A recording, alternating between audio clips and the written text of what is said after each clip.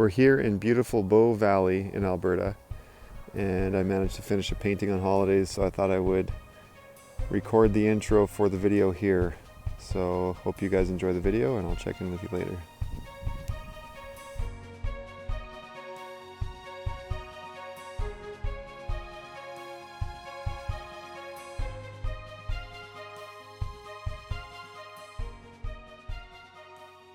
Well, I've been a big fan of the Wheel of Time book series for quite a while. Robert Jordan did an amazing job on this series of books. I don't know if you're familiar with it. It's crazy epic long. 13 chapter books, mostly around 700 to 800 pages, or anywhere between 5 to 700, I guess. Just extraordinarily lengthy fantasy adventure story plots. And, your typical hero's journey. Farm boy discovers he's got, gets taken on this adventure, discovers he's got powers, and yada yada. But the exciting thing is that they've Amazon has purchased the rights to create a TV series, which would be an epic thing, probably along the lines of something like Game of Thrones, but with more, I think, a little more fantastic sort of magic in it, and a little bit more introspective, I think, centering around three main protagonists and their friends and cohorts. Anyways, what I've kind of wanted to do is create these portraits that depict cast members as people are cast for the roles. I thought it'd be fun to take photos of the actors or actresses and then render them in their respective roles, treating them more like portraits, because that's kind of what I'm trying to focus on right now. This piece ended up being a little bit more than that, just because, I guess, by nature of I don't know, I wanted to depict her using some of her magical powers. So this character in particular here is Moiraine De Madrid. She is an Aes Sedai, which is kind of like the magic users of the world. The story has basically a female and a male source of power in the world, and women can access the female source, men can access the male source, and use it as magic. Kind of like similar to like Lord of the Rings with Gandalf doing fancy magic stuff. Anyways, they have done a great job casting this character, I believe. I think Rosamund Pike will be an excellent Moiraine. She might be a little bit tall. The character in the books is described as being short. And that being around like 5'2". So I think she might be a little bit taller in stature than the character is designed in the stories. But I think she'll do a great job carrying her sort of strength of character and the power that she wields. She's kind of got a pride to her and strength and character that I think will work really well for the character as written. So I'm looking forward to seeing that. This piece here, I really, really struggled. One of the challenges I came across ran into, I guess, is that I had a photo reference for her face and neck, but the photo that I chose didn't have her torso. And so I kind of started to try and invent the structure to be correct. And it just wasn't feeling right, and I just couldn't seem to get it to work well. I had painted quite a bit of the piece before sort of taking new photos. So I ended up coaxing my wonderful wife into modeling for me so that I could get a better idea of the structure. I also took photos of my hand, which I realized was kind of a little masculine. So I tried to soften it a little bit to give it a little bit more of a feminine feel. The photo, I keep running into this challenge with doing portraits where I'm working really hard on trying to improve my seeing, my sight. I want to be able to look at my source, whether it's a live model or a photograph.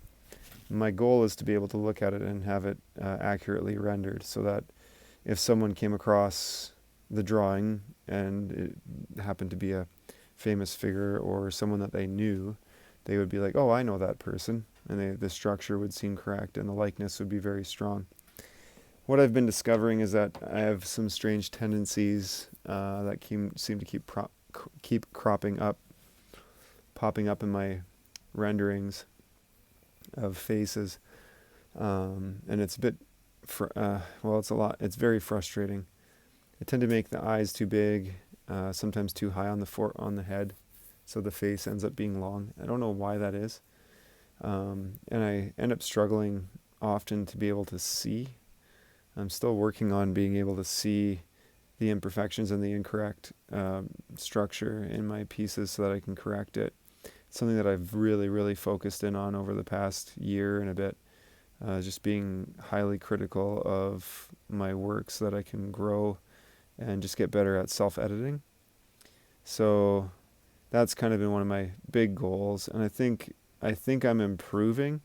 Actually, I know I'm improving, but there are moments of frustration for sure where I feel like it's not working and not coming together. So you can see here in the video, I tried sort of creating this structure with a skeleton and stuff underneath over top of the drawing just to see if it felt right. And I even looked at some anatomy books and tried to structure things and made some adjustments, but it still wasn't feeling right.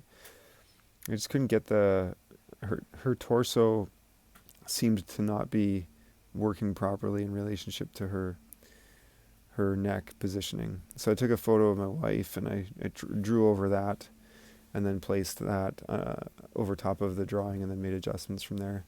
I also kind of it was challenging and sort of like a lot of repainting and frustrating a little bit, but I had fun kind of thinking about the costume. I kind of feel like the world that they live in, I imagine the characters wearing, the female, like these characters, the Aes Sedai, I sort of see them wearing similar attire to like Japanese clothing. It would be Japanese influenced, kind of like very fine clothing with elegant embroidery and elegant necklines and stuff. And so that's kind of what I tried to depict here. And then towards the end I realized that her arm, because I was painting this whole thing without her elbow joint in context, and I discovered that I thought her arm was kind of out of position. So I ended up putting it up on Instagram with the arm in the quote unquote wrong spot, wrong position, and then post sort of releasing it to Instagram. I went back and tweaked it because I wasn't happy with how it was sitting. And I think it looks better now. After I'd done the changes to it, I feel like it's working a little bit better. But yeah, the costuming, I think it'll be interesting to see what they do in the actual film, if they lean more towards a European sensibility. The world in the book seems kind of like it's a mix between, like, it almost feels like pre-industrial revolution or Renaissance time, or pre-gunpowder, I guess, like just on the cusp of discovering gunpowder, and then also medieval. So it's kind of a blend of like fantasy, like pure fantasy, and verging on Civil War, American Civil War kind of like technology, which is kind of interesting, and kind of creates some interesting tensions between these sort of sources of magic and then these sort of worldly advances that are sort of kind of creating these weapons of destruction and stuff. So yeah, you can see here where I'm restructuring things, but that's Moiraine De Madrid. I'll maybe be posting more of these as I go through it. I hope you guys enjoyed it, and until next time, you guys be good to each other.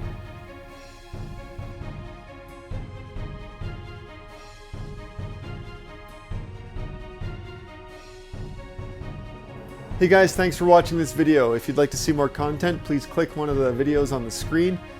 If you'd like to be notified when all my videos go up, please click the bell icon. And if you'd like to follow me on social medias, you can find me on patreon.com/Corey Lansdell. I'm at Corey Lansdell on Twitter and Instagram, and you can find me on Facebook as well. Until next time, you guys, be good to each other.